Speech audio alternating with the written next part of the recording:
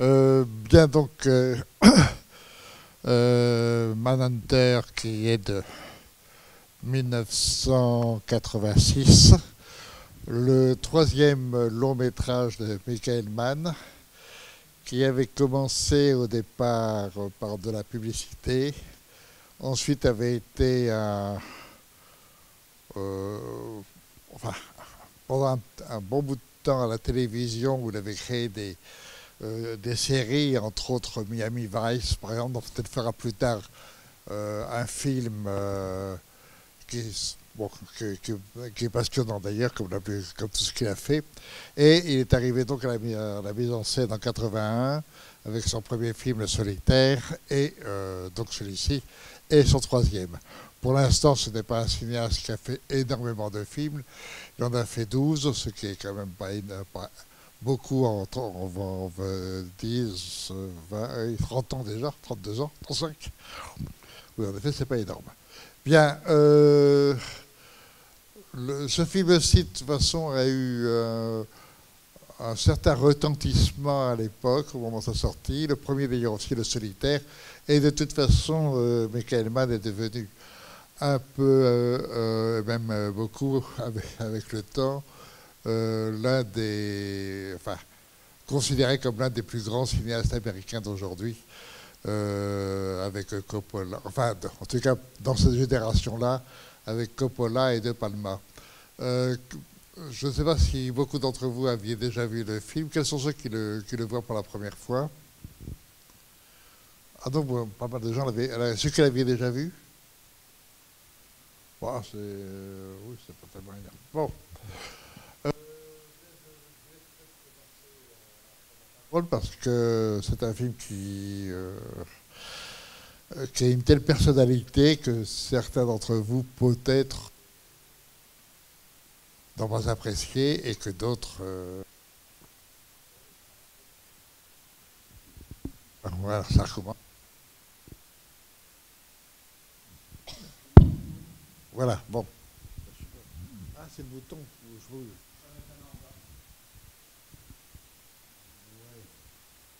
Voilà. Ouais. Merci. Bon. Et d'autres qui le voient enfin, pour la première fois ou plusieurs fois, bon, l'ont trouvé remarquable, mais pour moi en tout cas, c'est du très très très grand cinéma. Ça ne se voit pas tous les jours. C'est, me semble-t-il, 10 fois plus fort que ne le seront jamais les Star Wars. Bon, on continue. Oui, quelqu'un veut parler? Oui, allez, voilà, monsieur là-bas qui voudrait... Ah. Et voilà.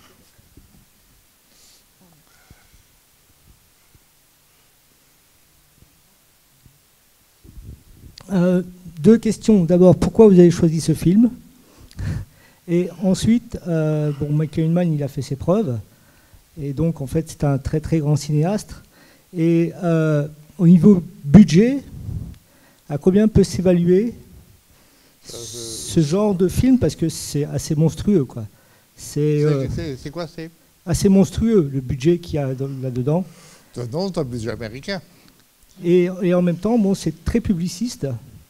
Et parce qu'on dirait que par moment, on a des cartes postales, quoi. Dans la façon de filmer.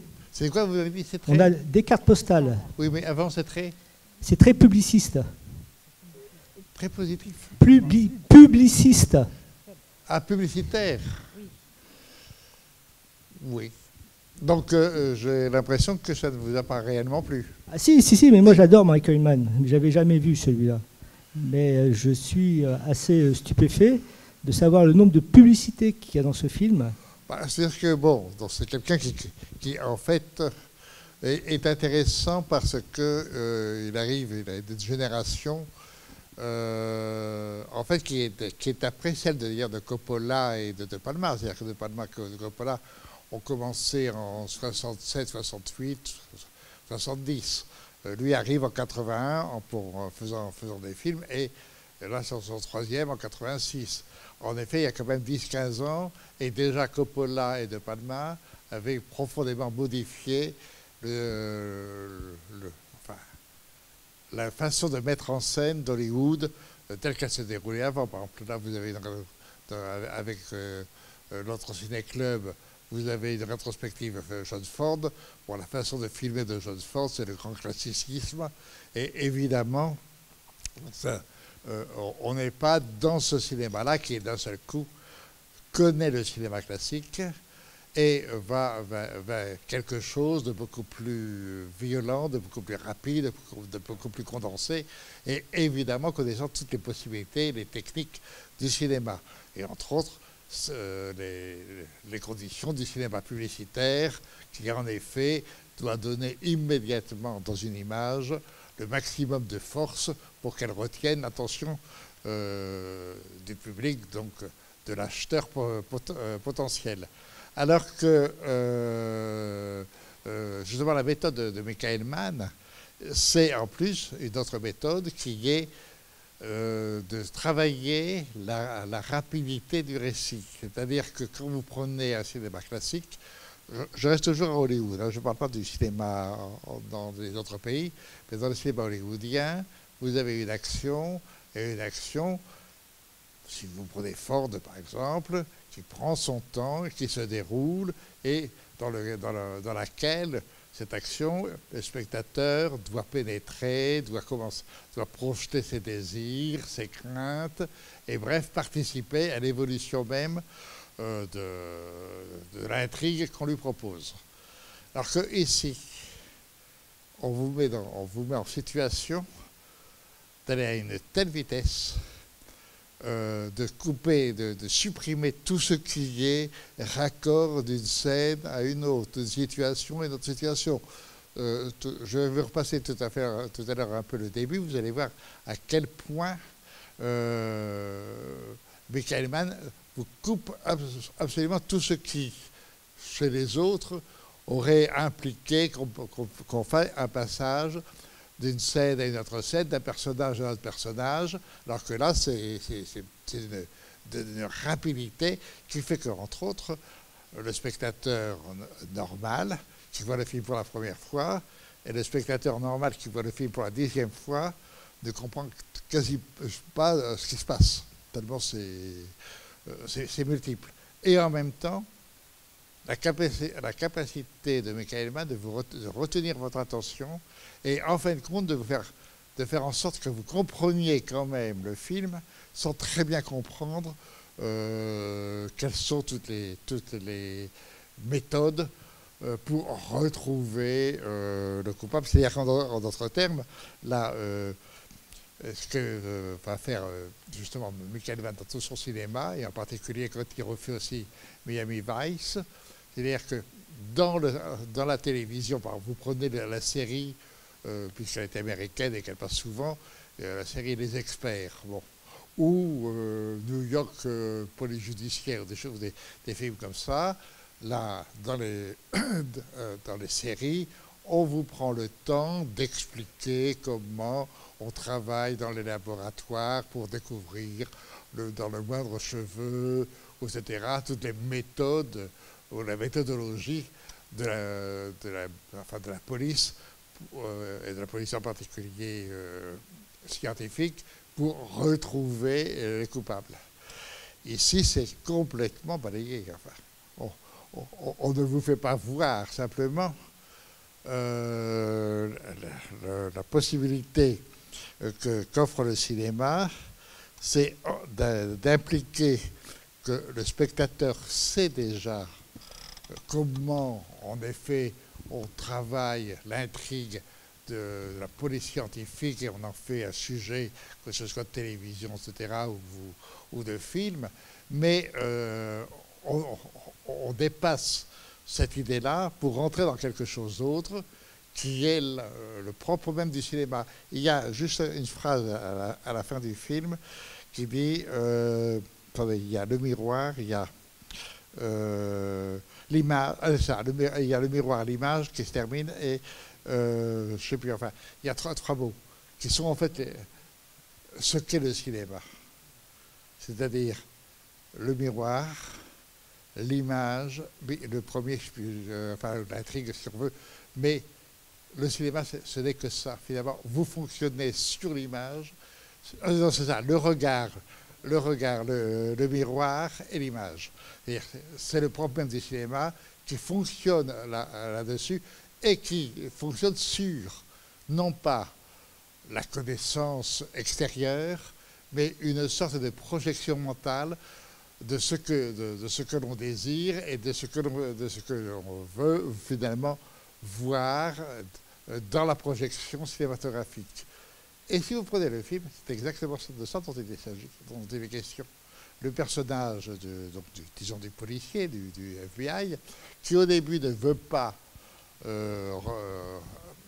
rentrer de nouveau dans une enquête, va se laisser entraîner, non pas parce qu'il va se laisser entraîner, mais parce qu'au fond de lui-même, c'est une chose qui le travaille et qui est son propre regard sur sa femme, sur son enfant, sur sa famille, et l'abîme secret qu'il possède en lui. C'est-à-dire, en d'autres termes, bon, c'est des choses fréquentes dans la dramaturgie classique, c'est-à-dire chercher l'autre et chercher dans l'autre ce que l'on est soi-même. Notre personnage du flic est, au fond, travaillé par le serial killer. C'est pas pour rien que dans le film, Michael Mann s'amuse à faire un face-à-face entre notre héros et Hannibal Lecter, qui est l'archétype du serial killer américain, puisqu'il y a eu déjà des films faits sur ce personnage. Et donc, d'un seul coup, et dans cette scène dans la prison ou dans la cellule, où c'est filmé de telle façon que champ contre champ, c'est exactement la même chose, où chacun est, et le jeu qui s'établit fait qu'on a une sorte de poursuite qui est celle justement du personnage central vers son propre abîme, ses propres failles, et donc son désir de découvrir à la fin qui il est vraiment. C'est tout le sens du film. Et la fin du film le montre bien. Alors évidemment avec des choses qui sont magnifiques et qui sont le rapport au monde, le rapport à la mer, au ciel. Comme toujours chez Michael Mann, vous utilisez des images de publicité. Moi, je dirais des images de grand cinéma. Il est, par exemple, aujourd'hui, le cinéaste qui filme le mieux, et de façon la plus magnifique, les villes, la nuit vue de haut. Là, vous avez, à la fin du film, vous avez un moment en hélicoptère où vous avez justement cette façon de filmer les villes réelles. Mais il a un art de mettre en évidence le noir, le bleu, les lumières, etc., qui lui est propre et qu'aucun autre cinéaste ne parvient à atteindre. En même temps, il est vrai que chaque plan est admirable, d'une perfection de composition, et le jeu des plans entre eux devient tout à fait intéressant. En même temps, dans le film, tout est constamment montré sur cette idée que l'on est en train de regarder justement une histoire faite sur le regard, le miroir et j'ai oublié la fin maintenant. Attends, le miroir. Le quoi? L'image. L'image, c'est ça. Regard, miroir et image. On est dans le cinéma. Et par exemple, au tout début, quand il commence à percevoir qu'est-ce qui s'est passé et qu'il commence à percevoir qu'est-ce que ça peut être ce serial killer, vous avez pu remarquer le cadre est complètement coupé en deux. Il est, en fin de compte, on s'aperçoit qu'il est devant une télévision. Et c'est en regardant une télévision donc d'emblée le jeu de regard, miroir, image, qu'il commence à comprendre. Et tout le film est fait sur ça, constamment, comment se fait son cinéma, et comment c'est le cinéma qui vous permet au fond de découvrir et de se découvrir soi-même. Il y a chez Michael Mann une conscience très, très intéressante sur le cinéma en tant que mode nouveau, mode de la modernité, puisque c'est quand même qu'un siècle, de découvrir le monde et la connaissance du monde. Il y a un rapport à la connaissance qui est, je pense, le sujet même de tout le cinéma de Michael Mann et qui est son sujet ici. En effet, c'est un film sur la connaissance. Bon, la connaissance d'un serial killer, avec évidemment, malgré tout, les obligations d'intrigue cinématographique pour attirer et retenir l'attention des spectateurs. Alors, il y a en même temps, comme toujours chez lui, dans tout son cinéma, alors là, une façon de restreindre l'action dramatique à une simple dualité, toujours entre deux personnages. Par exemple, la première scène, juste après le générique du début, c'est les deux personnages, les deux policiers, assis sur un tronc d'arbre devant la mer, mais assis non pas en champ contre champ face à face, comme ça devrait être normal, mais déjà complètement en position opposée. D'où le jeu, on va le voir tout à l'heure, le jeu de champ contre champ qui devient tout à fait intéressant parce que d'un seul coup, il y a rupture dans la façon de travailler la perspective. Et Michael Mann, dans tout son cinéma, travaille justement sur une dualité et le rapport entre deux personnages qui sont à l'opposé l'un de l'autre. Alors évidemment, on peut aller et atteindre les notions, celui du côté du bien, celui qui est du côté du mal. Et ici, par exemple, il y a le transfert, et cela est. Et au début, c'est le flic et l'autre qui refuse, qui a donné sa démission du FBI, et qui va reprendre parce que ça touche à sa famille, donc ça touche au fond à ses problèmes personnels. Et vous allez voir comment c'est mis en scène, c'est vraiment mis sur l'image. Vous n'avez pas à le comprendre tout de suite, mais cela vous est proposé tout de suite. On va le revoir. Et ensuite, de plus en plus, maintenant, le combat va se faire dans une dualité entre notre policier du FBI et son ennemi, c'est-à-dire le serial killer, qui est d'abord Lecter, enfin Hannibal, Lecter, et ensuite ce personnage qui est un double de Lecter et qu'il faut découvrir. Et ce personnage qu'il doit découvrir, c'est d'une certaine façon lui-même, son rapport aux femmes, son rapport à sa mère, son rapport à la famille, qui est exprimé et parfaitement mis en scène à la fin du film, lorsque notre criminel apparaît, et d'un seul coup, il devient le sujet de la fin du film, c'est-à-dire un personnage en quête d'affection, et qui n'a pas eu cette affection, et qui est donc complètement perturbé, et qui révèle, par la même occasion, ce qui peut être à travailler dans un personnage du policier, et même sûrement d'ailleurs. Et d'où la nécessité à la fin que ça revienne à la femme, à l'épouse et à l'enfant, et de nouveau la famille face à la mère, donc face à l'aventure humaine, enfin tout ce qu'on voudrait. Il y a toujours chez Michael Mann ce rapport entre cette notion du bien et du mal, sachant, et ça c'est très intéressant, vous trouvez ça aussi chez Coppola, c'est-à-dire des gens qui n'ont plus la certitude du bien de l'Amérique classique, celle que l'on a par exemple chez John Ford, justement. Chez John Ford, le bien l'emporte, le mal est puni.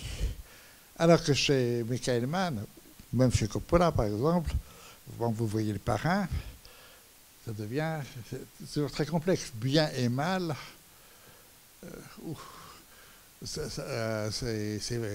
oui, ça voyage de l'un à l'autre.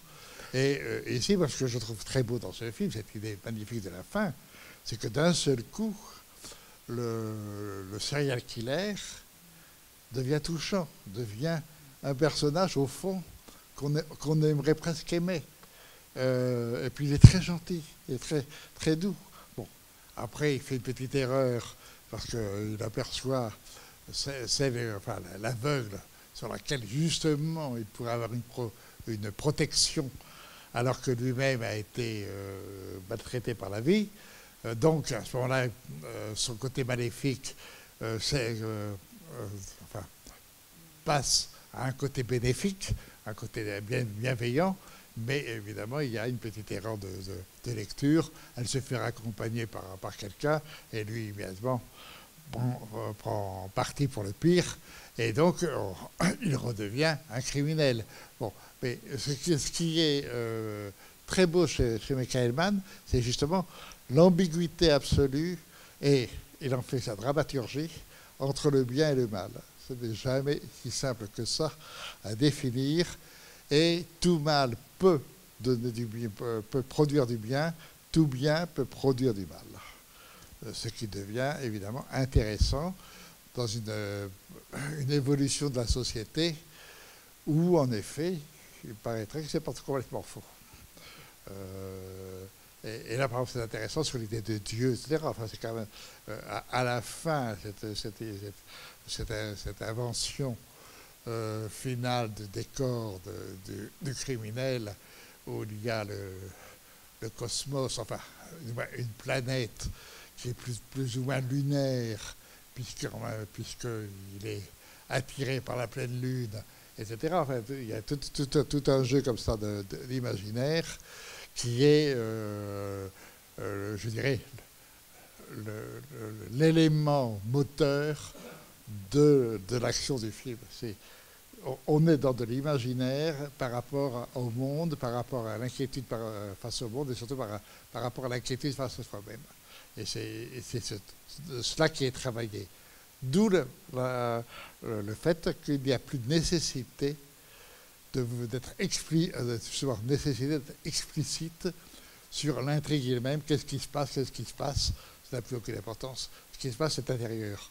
Ce qui est à l'extérieur, bon, si vous avez la même chose, si vous voyez des séries télévisées, dans la série télévisée, on vous explique, ah oui, on a trouvé un cheveu, je répète, on a trouvé un cheveu, ça passe au laboratoire, on observe le cheveu, on trouve les traces, tous les indices, etc. Bref, on vous fait l'explication. Là, on n'a pas besoin de ça.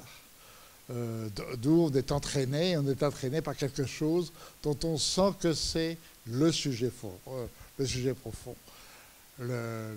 Les abîmes que l'on a en soi, et comment on peut les dominer, ou comment on peut sombrer dedans. Et c'est le sujet du film. Alors, je ne sais pas si tout le monde a vu ça ou ressenti ça. Oui, attendez, voilà. Oui, la prison est très très blanche et même un peu aseptisée, enfin très aseptisée.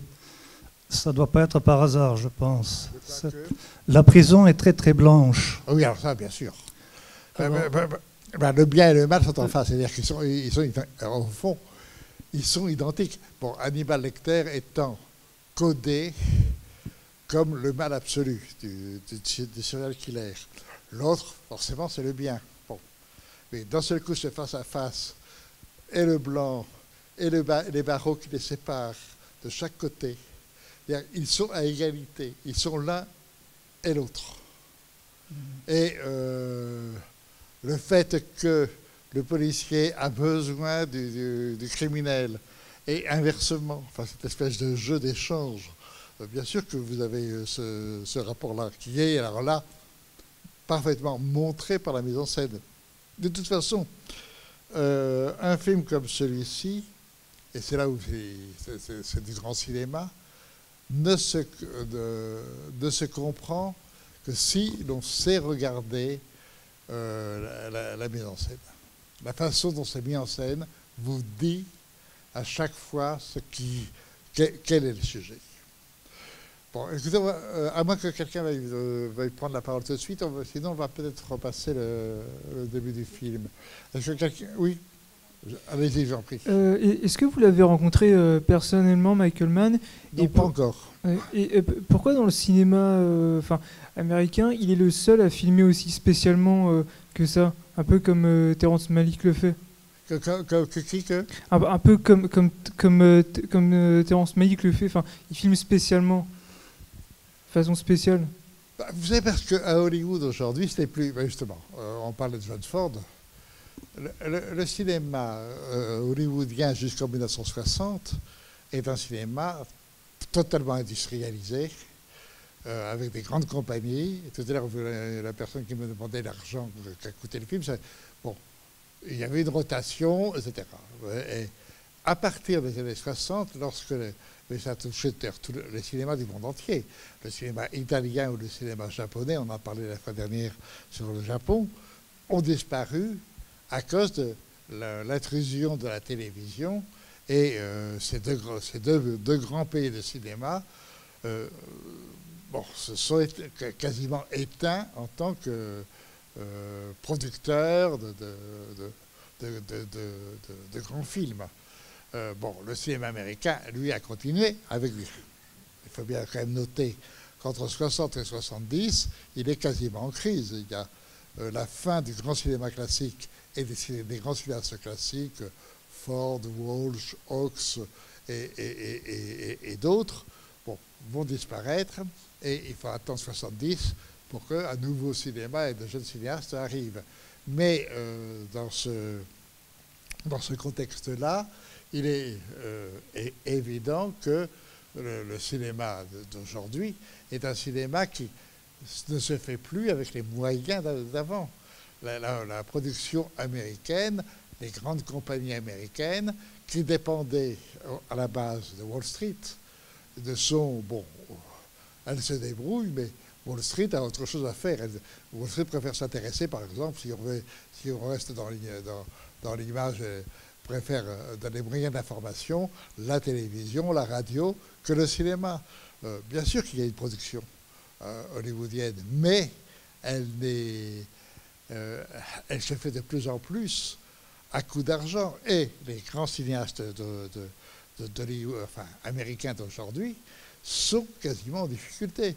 Coppola, parce qu'il a réussi à trouver son indépendance, peut se produire des films, mais il se produit des films grâce à ses vignobles. Donc il fait des films pas chers. De Palma est obligé d'aller tourner en Europe parce qu'il ne peut plus travailler à Hollywood. Michael Mann arrive encore à se faire produire, mais à se faire produire par les moyens du bord. Et il n'est pas cher pour l'Amérique. Un film comme celui-ci n'est pas vraiment cher. Qu'il y ait un soin d'artiste dans la façon de filmer, oui. Mais c'est pas... Justement, je parlais de Star Wars. Star Wars, en revanche, ça, c'est le grand truc financier. On sait que ça va rapporter des milliards, donc on met les moyens. Mais sinon, prenez, je sais pas, prenez Ferrara, qu'on a vu au début. Lui aussi a beaucoup de mal à tourner, et il tourne plus ou moins en Europe aussi. James Gray, pareil. Enfin, Cronenberg, il est canadien, il tourne au Canada, mais les grands cinéastes américains d'aujourd'hui, les vrais grands cinéastes, ont du mal à travailler. Parce que Hollywood n'a plus, en revanche, les moyens de produire du cinéma d'auteur, du cinéma indépendant. Il produit les grosses machines. Donc c'est tout à fait différent. Et le cinéma américain est, non pas en danger, il ne faut pas exagérer, mais ce n'est pas facile d'être un cinéaste américain aujourd'hui. Alors que jadis, c'était le lieu où il fallait aller. Bon, est-ce que je vous ai répondu? Comment? J'ai pas compris. Il a dit oui, merci. Ah bon, pardon. D'accord. Écoutez, on va peut-être passer le film. On va faire à peu près 10 minutes, un quart d'heure. On va s'arrêter un peu par moment sur les images. Alors, on commence par le tout début, hein, c'est-à-dire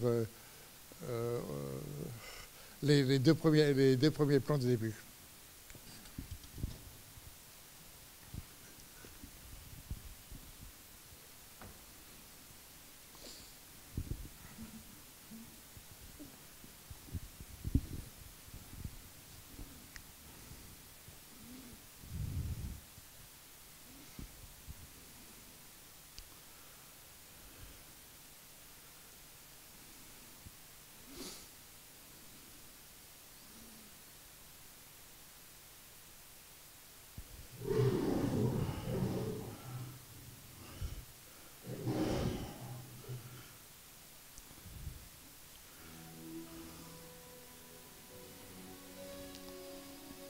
Bon, ça passe évidemment.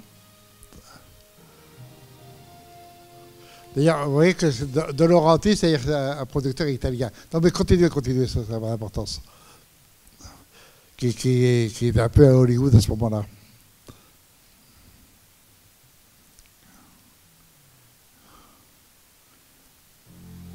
Bon, on s'arrête si vous voulez sur cette image. On s'arrête? Oui. Ça, c'est typique du début du cinéma de Michael Mann. C'est une image floue sur 3 phares. Donc, on devine que c'est une voiture. On devine d'ailleurs, on ne sait pas ce qu'on devine d'ailleurs. Est-ce un avion? Est-ce une voiture? C'est difficile. Mais le Solitaire, donc son premier film, commence comme ça. Commence sur l'idée de lumière. Des lumières qui sont... c'était absurde de dire ça. Des lumières qui sont en même temps des éléments d'obscurité et non pas d'éclairage. Et c'est très étrange, comme en d'autres termes, ça commence par du trouble et non pas par de la netteté.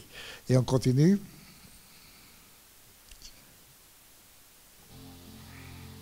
Voilà. Petit mouvement de la caméra pour immédiatement passer. Top, on s'arrête. Top, on s'arrête. Voilà. Sur, d'un seul coup, toujours en trouble, toujours en flou, d'une certaine façon, on commence par la montée de l'escalier. Cette montée a quelque chose, par le fait que ce soit flou, a quelque chose de l'ordre du rêve, de l'ordre de, ou en tous les cas, de l'ordre de l'impression. Qu'est-ce qui monte dans l'escalier au ce début de film? Normalement, ça peut être le serial killer dont on voit là, sa montée au moment où il va commettre le crime. Mais ça peut être aussi, puisque c'est dans le film lui-même, le moment où notre policier va dans cette maison où il y a eu le crime et il remonte cet escalier. Et il le fait par 2 fois, comme si au fond c'était sa propre aventure, c'est son propre escalier qu'il est en train de monter et non pas l'escalier de l'autre. C'est-à-dire que là, d'emblée, il y a une dualité entre qui monte l'escalier. Bon, on continue. Alors évidemment, cette montée d'escalier renvoie par rapport au spectateur dans le cinéma à ce moment inquiétant où on monte dans l'escalier comme ça d'une façon cachée. Donc il y a du crime dans l'air, il y a du danger dans l'air et on joue là-dessus. On propose au spectateur au tout début du film que ça va être un film justement sur le mystère et le sentiment du danger. On continue.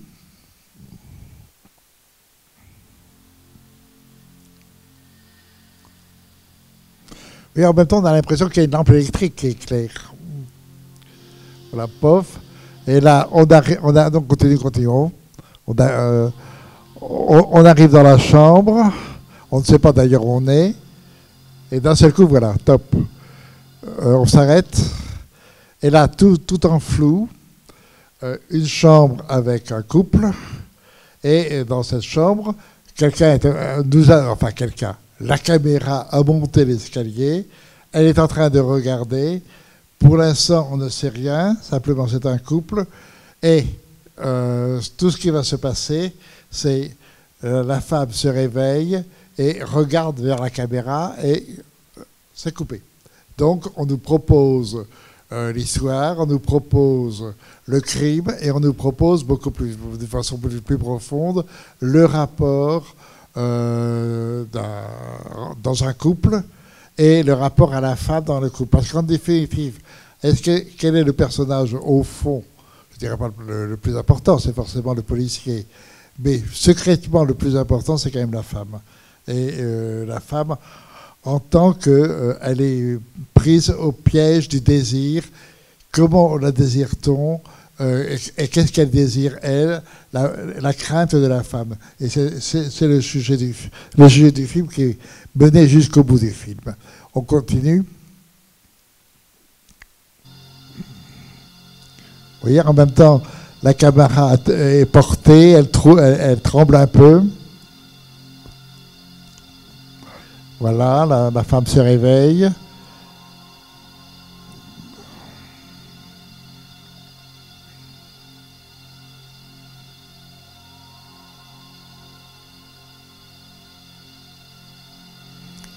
Et et elle regarde, top, arrête. Voilà, vite. Bon, on peut s'arrêter une seconde? Oui, bon, ce qui est intéressant, ce que cherche Michael Mann, c'est que cette femme, en effet, se réveille, etc., hésite, et à la fin, elle regarde la caméra. C'est-à-dire, en d'autres termes, d'emblée, c'est le regard vers la caméra qui importe. Nous regardons voilà. Encore un peu, on continue. Et là, top, voilà. Et là, elle va ouvrir les yeux et elle regarde la caméra, elle nous regarde. En d'autres termes, c'est ce jeu d'échange qui va être le sujet même du film. Que voulons-nous, enfin, que veut le masculin par rapport au féminin, que ressent le féminin par rapport à ce regard, disons, du masculin en tant que spectateur. Le spectateur, à ce moment-là, perd sa propre, son propre sexe, dans le sens où il est le spectateur qui regarde, donc à ce moment-là, qui est celui qui agit. On continue.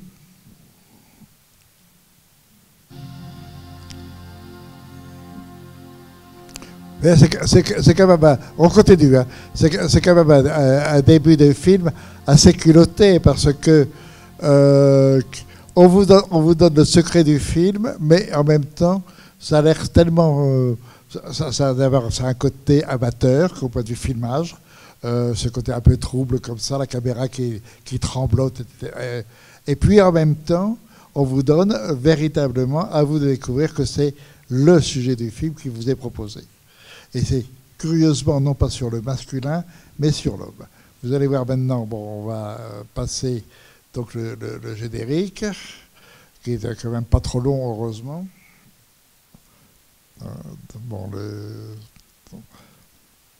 Dans Spinotti, on voit qu'ils ont pris un opérateur italien, avec De Laurentiis, c'est normal. Alors, le Dragon Rouge, c'est une nouvelle. Et c'est le scénario par Michael Mann et mise en scène, réalisation par Michael Mann. Donc il est complètement l'auteur du film. Voilà, donc maintenant on va commencer voilà, on passe sur le ciel, la beauté du ciel, le cosmos, l'univers, et on s'arrête.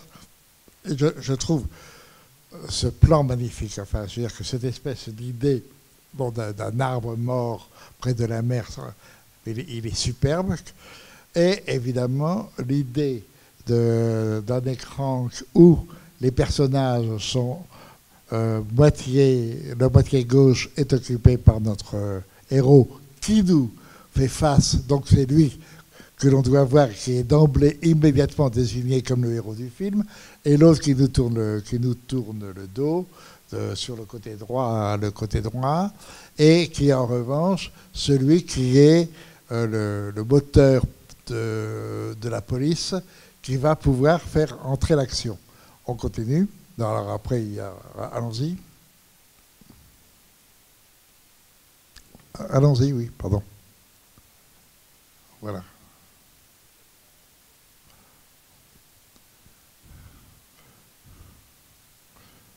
Bon, alors, ce dialogue parfaitement installé. Notez, on continue sur la projection. Notez que cette façon de commencer le dialogue, de telle façon que le spectateur accepte complètement la situation. Plof. Et maintenant, ce raccord très violent avec la moitié de l'écran, moitié gauche ou moitié droit, bloqué, et qui permet justement de mettre en évidence chacun des personnages, comme si d'emblée, il y avait maintenant une séparation entre eux.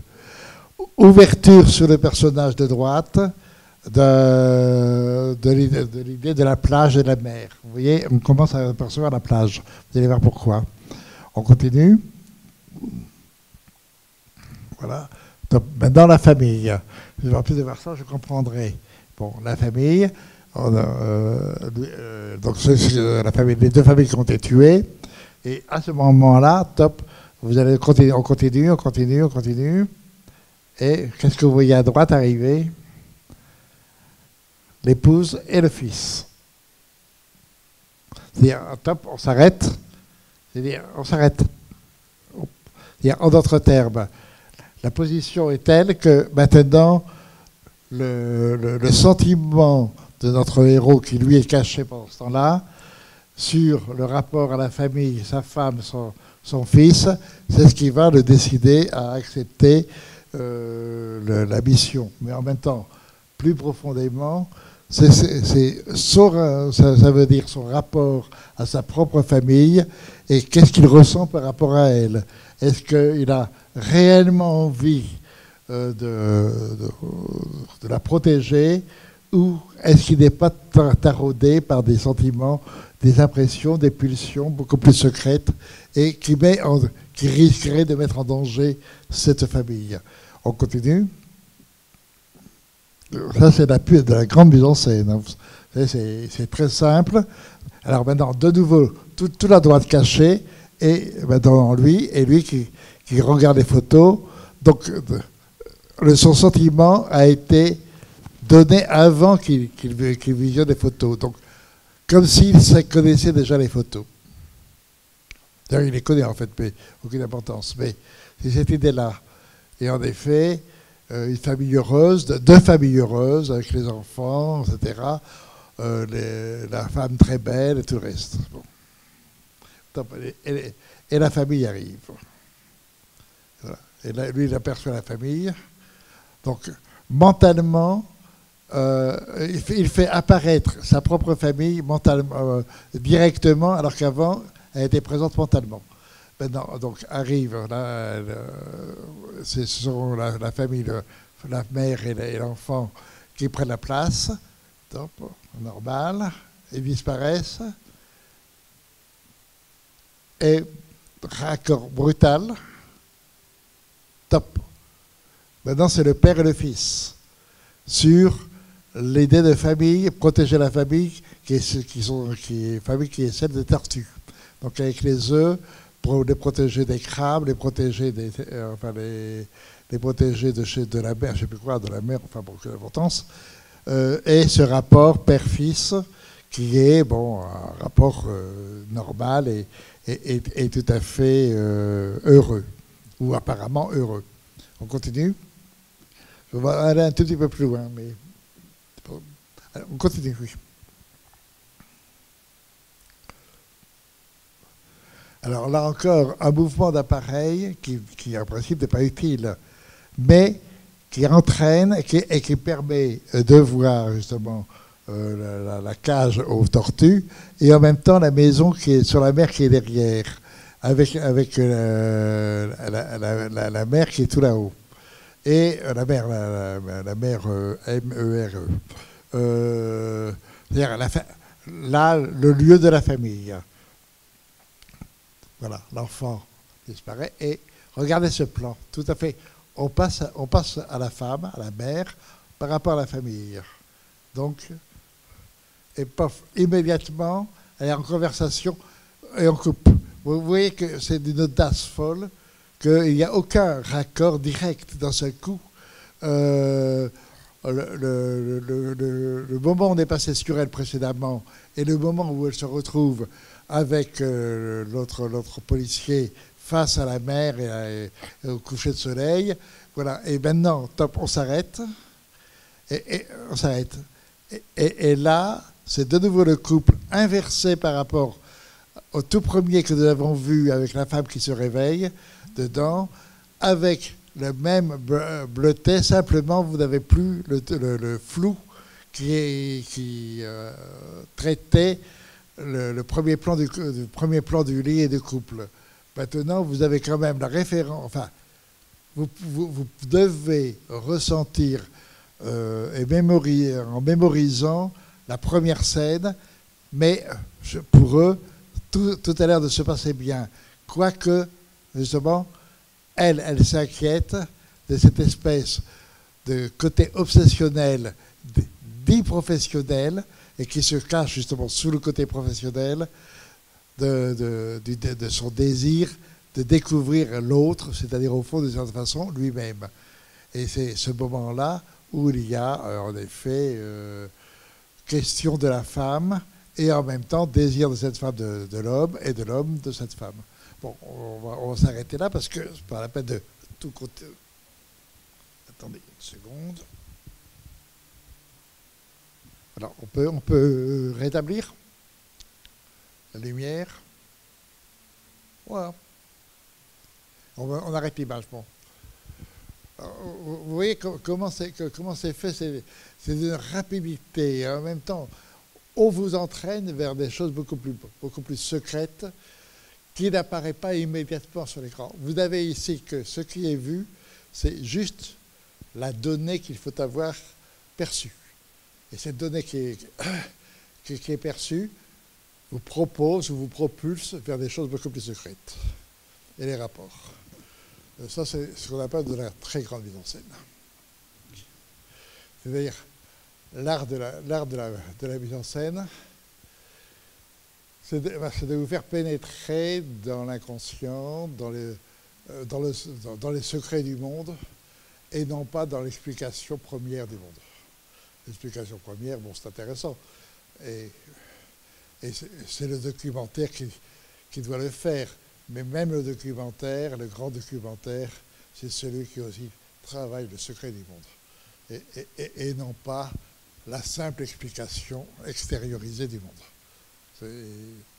Voilà. Bon, je ne sais pas si vous avez encore une question à poser. Moi, j'espère en tout cas que le film vous a plu.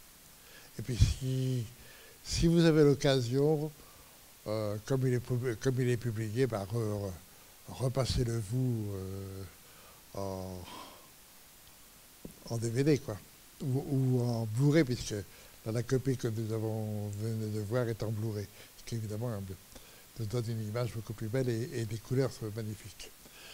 Bien, bah, écoutez, je crois qu'on va peut-être arrêter là. Merci beaucoup.